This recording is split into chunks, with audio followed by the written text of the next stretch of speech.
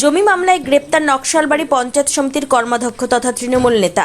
নকশালবাড়ি ভূমি ও ভূমি রাজস্ব আধিকারিকের অভিযোগের ভিত্তিতে গ্রেপ্তার আশরাফ আনসারি, ধৃত নকশালবাড়ি পঞ্চায়েত সমিতির পূর্ত কর্মাধ্যক্ষ। গত 12 জুলাই নকশালবাড়ির শেবদেল্লা মৌজায় সরকারি জমি সংক্রান্ত বিষয়ে নকশালবাড়ি থানায় অভিযোগ দায়ের করে নকশালবাড়ি ভূমি ও ভূমি রাজস্ব আধিকারিক। এই ঘটনায় তদন্তে নেমে প্রথমে 19 জুলাই দুজনকে গ্রেপ্তার করে পুলিশ। ধৃত তৃণমূল নেতা ও পঞ্চায়েত সমিতির কর্মাধ্যক্ষ আশরাফ আনসারি জানান, আমাকে গ্রেপ্তার করা হয়েছে, আমি নাকি জমির দালাল এবং মুখ্যমন্ত্রীকে অভিযোগ করেছি বলেই গ্রেপ্তার করা হয়েছে।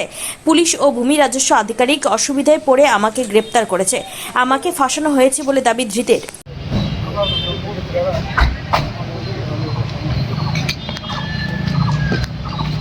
আপনাকে কি অ্যারেস্ট করা হয়েছে? আমাকে অ্যারেস্ট করছে। কেন, কি কারণে? কারণ বলে আমি জমিনের দালাল, ঠিক আছে, যেহেতু আমি বারবার সিএমকে কমপ্লেন করছি, যার জন্য পুলিশ এবং জেলের দপ্তরে প্রেফার হচ্ছে, যার জন্য আমাকে অ্যারেস্ট করা হচ্ছে। আমি মানুষের জন্য লড়াই করছি, আদিবাসীদের জন্য লড়াই করছি, আজকে আমাকে ফাঁসানো হচ্ছে।